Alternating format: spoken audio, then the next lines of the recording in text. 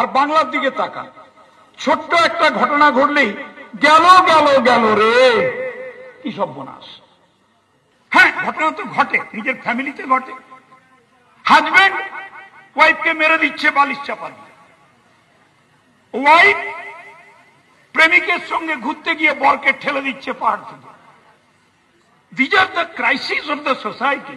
নমস্কার বন্ধুরা, আমার নাম ধ্রুবজ্যোতি সরকার। মানস ভূঁইয়ার ছোট ঘটনা মন্তব্যে গর্জে উঠলেন অগ্নিমিত্রা। সাংবাদিকদের মুখোমুখি বিজেপি নেত্রী অগ্নিমিত্রা পল। কসবাকাণ্ডে মমতা বন্দ্যোপাধ্যায়কে একাত নিলেন অগ্নিমিত্রা। পাশাপাশি মানস ভূঁইয়ার মন্তব্য নিয়ে তীব্র আক্রমণ করেন বিজেপি নেত্রী। শুনুন কি বলছেন অগ্নিমিত্রা পল। তৃণমূলের সংস্কৃতি এটাই যে মুখ্যমন্ত্রী বরাবর যেটা করে এসেছেন, যারা ধর্ষিতা হয়েছেন তাদের নিয়েই উনি সমালোচনা করেছেন। যে হাঁসখালি 14 বছরের মেয়েটা, তার চরিত্র নিয়ে কথা বলেছেন। তার পেটে বোধহয় বাচ্চা ছিল, হ্যাঁ, তার বোধহয় প্রেম ছিল। মানে প্রেম যদি কারোর থাকে তাহলে তাকে ধর্ষিতা হওয়াটা দ্যাট ইজ জাস্টিফাইড, এটা উনি বলার চেষ্টা করেছেন। আমাদের রেপের রেট বেঁধে দেওয়া হয়েছে, ফুল রেপ এত, হাফ রেট মানে হাফ কেজি আলু 1 কেজি আলু যেরকম হয় আর কি। তারপরে উনি এটাও বলেছিলেন যে শরীরে যেরকম জ্বর জ্বালা থাকে সেরকম রেপ হয়। আজকে মানস ভূঁইয়া কিছুক্ষণ আগে তৃণমূলের অত্যন্ত মমতা ব্যানার্জির কাছের এবং ইম্পর্টেন্ট মন্ত্রী, তিনি বলেছেন এই ছোট ঘটনা নিয়ে আজকে রাজনীতি করার চেষ্টা হচ্ছে। আমি জানি না মানস ভূঁইয়ার বাড়িতে স্ত্রী, মা, সন্তান, কন্যা সন্তান আছে কিনা, যে আজকে একটি মেয়েকে গণধর্ষণ করা হলো কলকাতার একটি নামী, তাও আবার আইনের কলেজ, সেখানে উনি মনে করছেন এটা ছোট ঘটনা।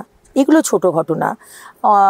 আমাদের কি বলে, অনুব্রত যখন মা বউকে তুলে গালাগাল দেয়, বিছানায় আসতে বলে, এগুলো ছোট ঘটনা। বড় ঘটনা তখন হয় যখন কেন্দ্র হিসেব চায় যে টাকার হিসেবগুলো দিন। এগুলো তখন মানে কেন যে হিসেব চায়, তো ওনার কাছে আসলে প্রায়োরিটি, মমতা ব্যানার্জির কাছে প্রায়োরিটিটা একটুখানি গন্ডগোল হয়ে গেছে। উনি মনে করছেন 1000 টাকা মহিলাদের লক্ষ্মীর ভাণ্ডার দিলেই বোধহয় আমাদের সশক্তিকরণ বা সম্মান, আমাদের মানে সব কিছু ঠিক থাকে। কিন্তু কলেজের মধ্যে ঢুকে যেটা কমপ্লেন আসছে, যে এর আগেও বহু ঘটনা এরকম হয়েছে, ওই কলেজে ওই ছেলেটি করেছে, বারবার কমপ্লেন করা হয়েছে কসবা থানায়, কিন্তু কসবা থানা বলেছে ও তো খুব হেল্পফুল ছেলে, আপনারা মিউচুয়াল করে নিন।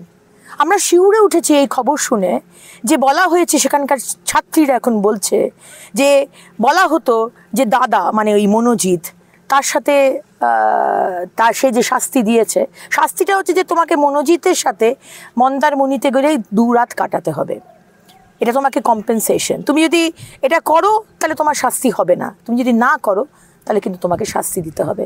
এই বিভিন্ন রকমের যে অত্যাচার, শারীরিক এবং মানসিক, এ তো দিনের পর দিন হয়ে এসেছে। কিন্তু সেখানকার গভর্নিং বডির চেয়ারম্যান অশোক দেব, টিএমসির বজবজের এমএলএ, উনি কি জানতেন না? উনি সবই জানতেন।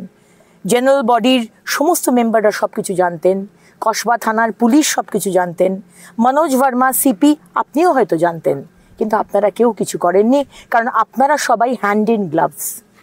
এর মধ্যে আপনারা সবাই হ্যান্ড ইন গ্লাভস। এই মুহূর্তে আমি যে কথাটা বলছি, এই মুহূর্তে দাঁড়িয়ে হয়তো আরও অনেক কলেজে এই ধরনের মনোজিতরা রয়েছে, এই মুহূর্তে দাঁড়িয়ে হয়তো অন্য কোনো মেয়ের ধর্ষণ হচ্ছে, অন্য কোনো ফার্স্ট ইয়ারের ছাত্রীর শ্লীলতাহানি হচ্ছে। কিন্তু আপনারা তো দেখতে পেলেন কালকে বীরভূমের সিউড়িতে তৃণমূলের এক জনপ্রতিনিধির সারা গায়ে হাত দেওয়া হয়েছে। রাস্তার মধ্যে দাঁড়িয়ে তৃণমূলের গুন্ডারা তৃণমূলের জনপ্রতিনিধিকে মোলেস্ট করেছে রাস্তায় দাঁড়িয়ে। বন্ধুরা, ভিডিওটি ভালো লাগলে দয়া করে লাইক শেয়ার করে দেবেন, আমাদের পেজটা ফলো করে নেবেন, আর আপনার মতামত কমেন্ট করে অবশ্যই জানান। ধন্যবাদ।